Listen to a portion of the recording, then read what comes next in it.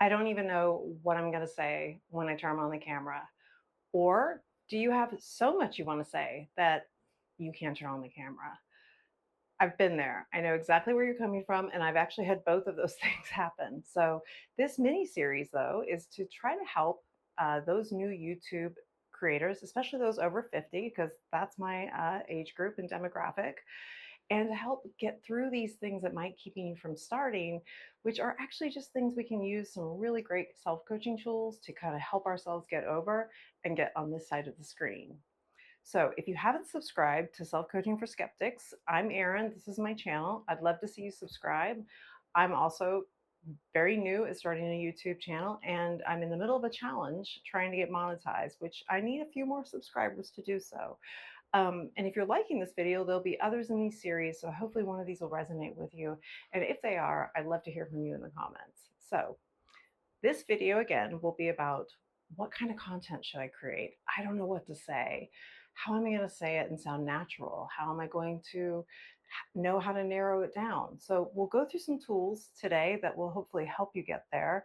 And we'll also talk about the mindset that might help you just get past that piece.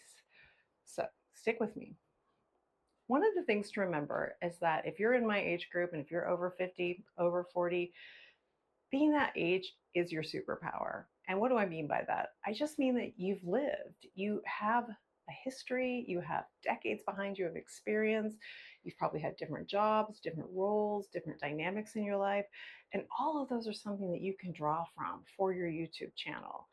And you shouldn't be discounted because you haven't done anything where you've maybe presented either. I've had lots of roles where I didn't actually get up and like film myself and talk about it. There are even some of my roles that I never taught anything from. It was just stuff that I did, it was part of my job. But all of that is like grist for the mill. I promise you, it's all things that people want to know about. For instance, think about yourself. We're in a demographic that is comfortable with long form video, someone getting up and talking on the screen and giving information.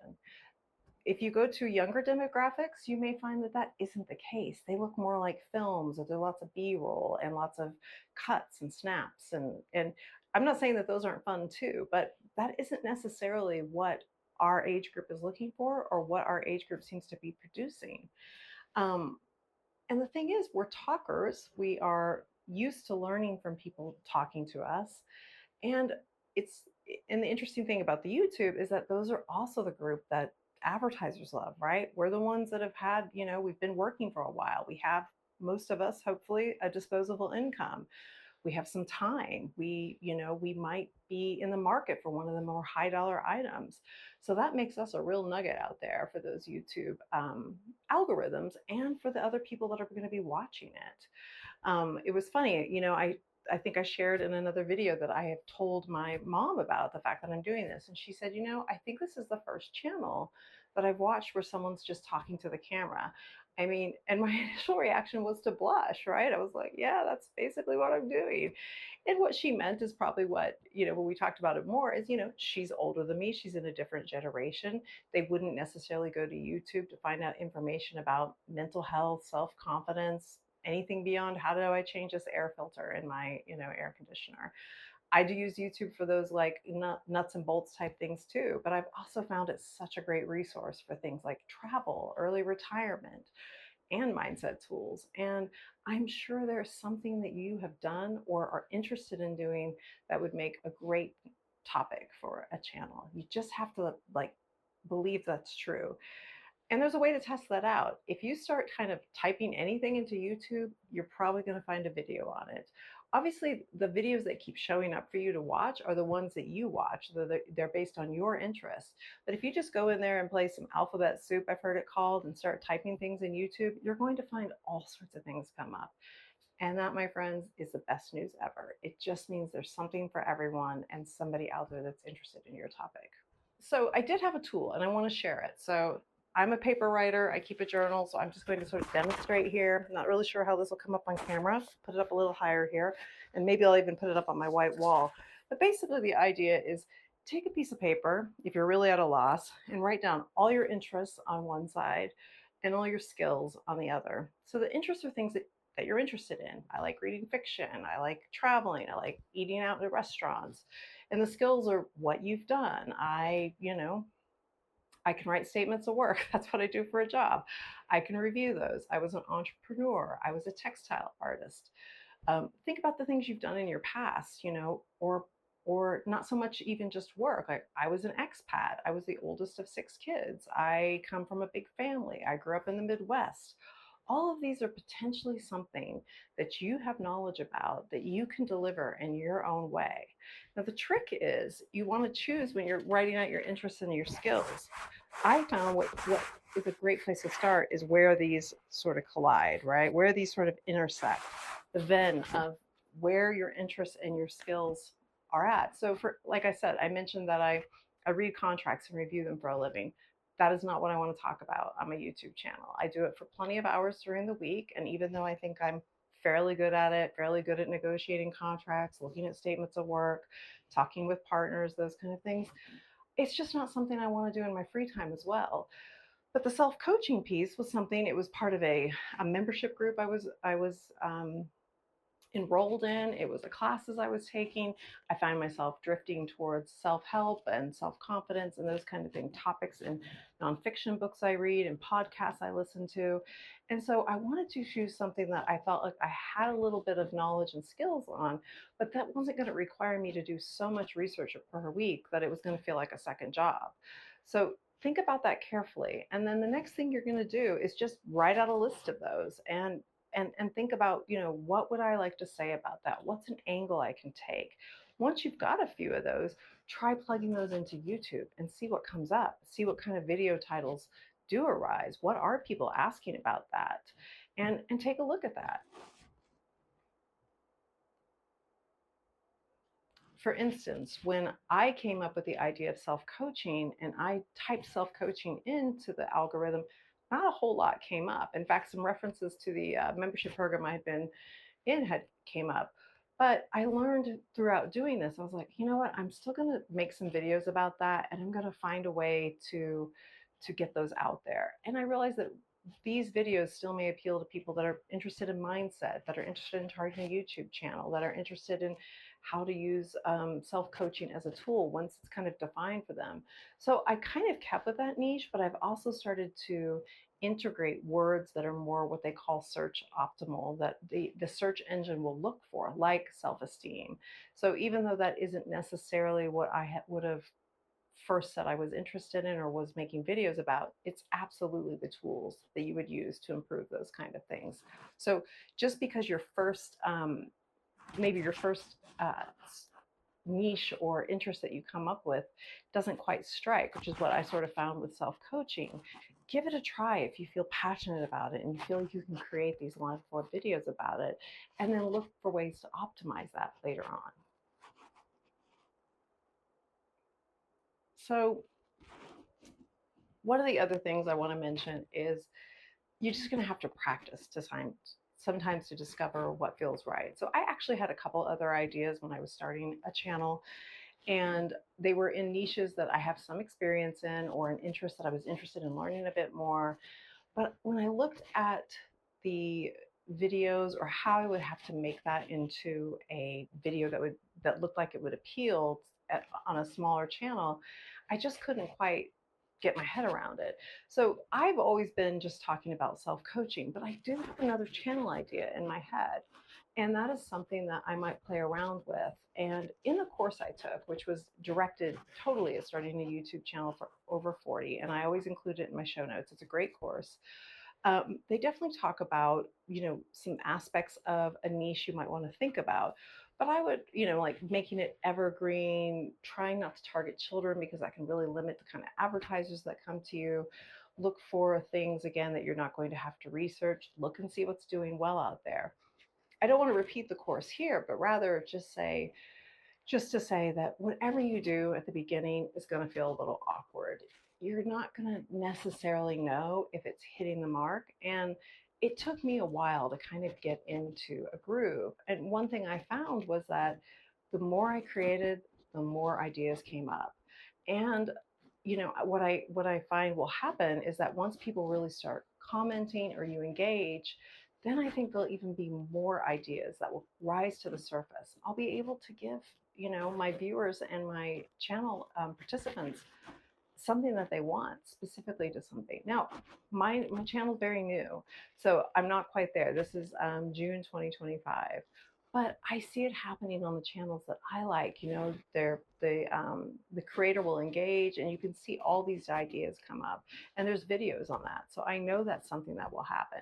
But it's really just to say, you probably aren't going to enjoy it at the beginning. It definitely gets easier with practice, and it's just something you've got to, you just have to start with that part. You just have to go ahead and try it out and expect it to be awkward. There is another video I've done on this about the way I looked, and the first video. And one thing I tried, and I'll mention it probably in each video just because it was kind of a handy exercise, is to try like a 30-day challenge of recording the length of video that YouTube starts advertising on. That for me was part of that challenge, which is 8 minutes. I also wanted to kind of figure out a format that would work for the topic I had in mind. And I picked something kind of close to self-coaching, and I sort of did a different version of that every day. I did it around the house, different places. And even in that 30-day challenge, I had not only got more comfortable with the way I looked and sounded, but I also got much more ideas coming to me. It would happen not necessarily when I sat down to write a script, and I'll talk a little bit about a process here in a minute, but it would just happen during the day. I'd be like, ooh, that could make a good video, or ooh, I wonder if that would be something viewers would be interested in. So getting into the action is going to create the self-confidence and the content that's going to generate more of that. And so before you know it, you'll have some videos uploaded. That's my hope for you. So I said I'd mention a little bit about the process. When I did my YouTube video 30-day challenge, just my own personal one, again, I uploaded those. I haven't like put them out in the public yet. I had a handwritten piece of paper, and I had a kind of format I would do, first line, intro, hook, as they call it. And I would tape that thing to the tripod I'm using. Or if I was sitting down or walking around, I would hold my notes. And that worked well for a long time, but I actually found myself looking down quite a bit because that's where I had taped it. And I wanted it to feel a little more natural. Then I started doing where I would write out entire scripts so I would know exactly what I was saying. And then it sounded more stilted. It just didn't feel natural, as it wouldn't. It felt like I was reading. And even when I tried to keep the notes truncated or really tight, I would like forget something. I'd be like, oh, I meant to make that example. So I started playing around with something that I have called my film notes. And full disclosure here, I use ChatGPT all the time for help with these kind of things. And you should too, absolutely. There's some great creators out there that are talking about how you can use it to help with your YouTube channel. And if that's something you're interested in, I'd be happy to do a video on like how I use it for my pieces. But for instance, I use the AI, or whatever artificial intelligence you would prefer, to help me come up with a film format that not only has me giving my hook or my intro, but also has me kind of, talking about those points that I wanted to make sure I didn't forget. There were the first couple videos I'd always forget to remind people to subscribe. You see how I did that there? That was pretty meta, right? Please subscribe. Or I'd forget to tell them there was a series. And so I wanted a place to have a line, or I actually used some little tags to remind me to pause and, as a chance to glance to my notes.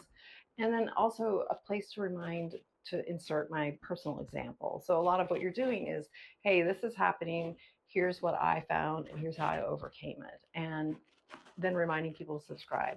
So I came up with just a format to do that. And then I just plug that in for what I'm doing, whatever the topic is I'm doing. And I found that to be really helpful. I have moved to digital. So I've got my camera here and one of my computer monitors here.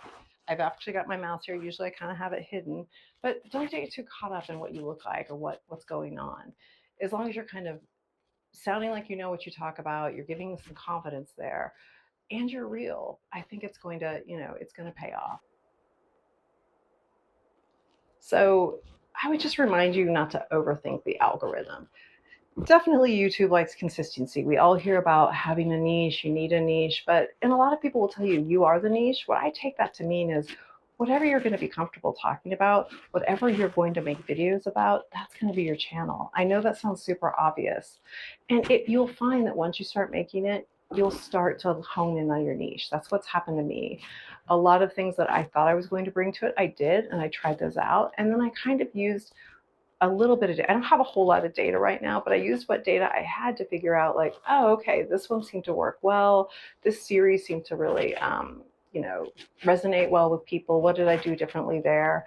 And you'll be able to eventually get there. But right now you need more practice than you do a niche. So I would start with that. So again, take these tips, remember, write down what interests you have and where they intersect with your skills. Start practicing. Don't get caught up in a script. Just make yourself some notes, handwritten, on your screen, whatever might work for you, and then just let yourself practice making videos.